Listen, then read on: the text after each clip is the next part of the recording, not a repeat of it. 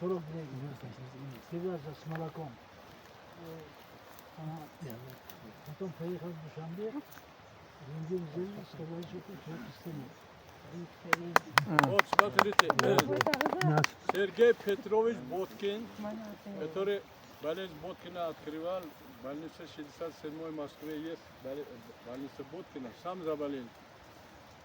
И каждый день ходил вот так, общение с природой, это называется ландшафтотерапия.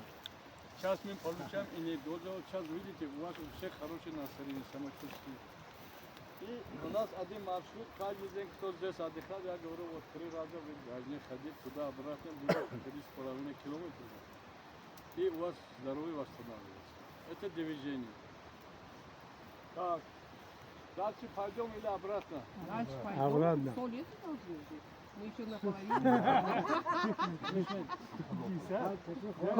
Ладно, кто хочет 100 лет, давайте туда, потому что время завтрака, еще кое-какие упражнения. Я вам быстро говорю, спускайтесь, поднимитесь. Там есть внизу ванна, лечебная ванна.